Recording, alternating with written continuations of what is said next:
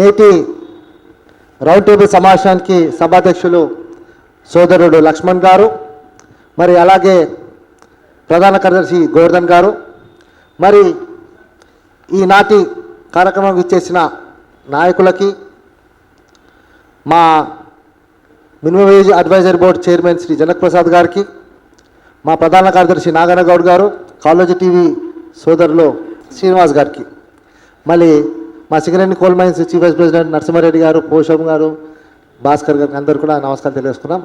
మరి ఈ రోజున మనం అందరం కూడా చూస్తూనే ఉన్నాం, ఎన్నో కోర్టులు కూడా ఎన్నో తీర్పులు ఇచ్చినాయి.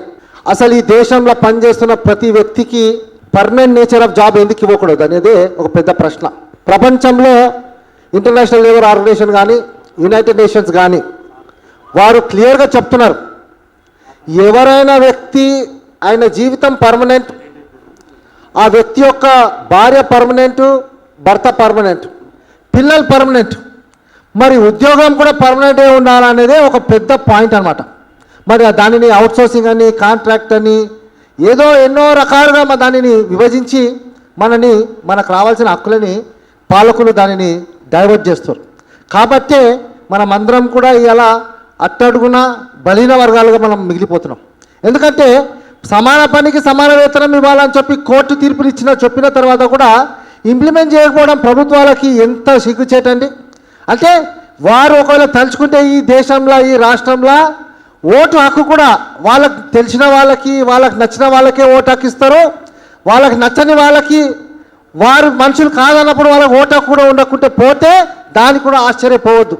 ఎందుకంటే దీన్ని రియలైజ్ చేయాలి. మనమంతా అసెస్మెంట్ చేయాల్సింది ఏంటంటే, ఇవాళ మనకి ఉద్యోగ భద్రత లేకుండా, పర్మనెంట్ ఉద్యోగం లేకుండా మనని కాంట్రాక్ట్లో పెట్టాలని అనుకున్న వాళ్ళు రేపు వారికి కాన్స్టిట్యూషన్ పర్మిట్ చేస్తే మనకి ఓటు హక్కు కూడా లేకుండా చేసే పరిస్థితి తీసుకొస్తారు.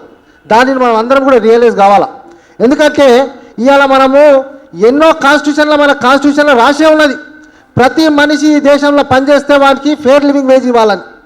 మళ్ళీ ఆ ఫెయిర్ లివింగ్ వేజ్ ఎక్కడ పోయిందో కానీ మనకి ఫెయిర్ లివింగ్ వేజ్ పోయింది, పర్మనెంట్ నేచర్ ఆఫ్ జాబ్ పోయింది, అవుట్ సోర్సింగ్లో ఉన్నాం. సరే, మనం అవుట్ సోర్సింగ్లో ఉన్నా కూడా గత 10 సంవత్సరాలు ఆ ప్రభుత్వం ఏం చేయలేదు. కానీ మనం అందరం కూడా ఈ ప్రజాప్రభుత్వం ఏదైతే ఉందో, రాహుల్ గాంధీ గారు, సోనియా గాంధీ గారు, ఖర్గే గారి నాయకత్వంలో ఇక్కడ ఏర్పడ్డ రేవంత్ రెడ్డి గారు ముఖ్యమంత్రిగా ఉన్న మన ప్రభుత్వంలో డెఫినెట్గా అతి త్వరగా మనము అవుట్ సోర్సింగ్ కార్పొరేషన్ అనే దానిని మనం నియమించుకోవడానికి ప్రయత్నం చేయాలి. వారి మీద ఒత్తిడి తీసుకురావాల్సిన బాధ్యత ఐఎన్టీసీ తీసుకుంటుంది. ఎందుకంటే డాక్టర్ జి సంజయ్ రెడ్డి గారు నాయకత్వం వహిస్తున్న ఏ సంఘానికైనా అక్కడ పనిచేస్తున్న వర్కర్లకి, అక్కడ పనిచేస్తున్న కార్మికులకి న్యాయమే జరిగింది. కాబట్టి మనకి సంజయ్ రెడ్డి గారి యొక్క అండదండలు ఉంటాయి. రాష్ట్ర ఐఎన్టీసీ కూడా మీకు అన్ని విధాలుగా సపోర్ట్ చేస్తుంది. మరి డెఫినెట్గా మీరు కోరుకున్న కోరికలని మనం అందరం కూడా మన డిమాండ్స్ని మనం వాటిని ఎట్టి పరిస్థితుల్లో కూడా సాధిస్తామని చెప్పి కూడా నేను ఈ ప్రెస్ సమావేశం ద్వారా నేను వాగ్దానం చేస్తున్నా. ఎందుకంటే ఇవాళ మీరు కోరుకున్న కోరిక అది ఏదో మనం వేరే కోరికలు కావు, మనకు కావాల్సిన మానవ హక్కులు, ఇవన్నీ హ్యూమన్ రైట్స్ అంటాం.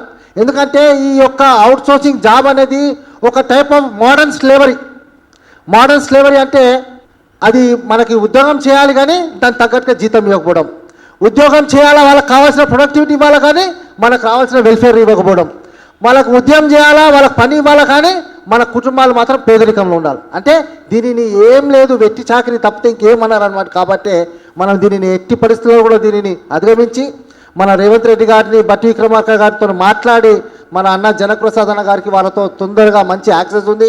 మళ్ళీ సంజయ్ రెడ్డి గారు చెప్తే వాళ్ళు కూడా వింటారు. కాబట్టి అతి త్వరగా మీరు అనుకున్నట్టు వేరే ఆంధ్ర రాష్ట్రంలో ఎట్లయితే అవుట్సోర్సింగ్ కాంట్రాక్ట్ వర్కర్స్కి కార్పొరేషన్ ఏర్పరిచారో అట్లా కార్పొరేషన్ ఏర్పరిచి ఆ కార్పొరేషన్ చైర్మన్ని కూడా అతి త్వరగా అపాయింట్ చేసినట్టు ప్రభుత్వం మీద మనము ఒత్తిడి తీసుకురావడానికి ప్రయత్నం చేసి వాళ్ళని ఒప్పించుతామని చెప్పి ఈ సభాపూర్వకంగా తెలియజేసుకుంటూ, మరి నాకు ఈ అవకాశం ఇచ్చిన పెద్దలకు అందరూ కూడా ధన్యవాదాలు తెలియజేసుకుంటున్నాను. Thank you.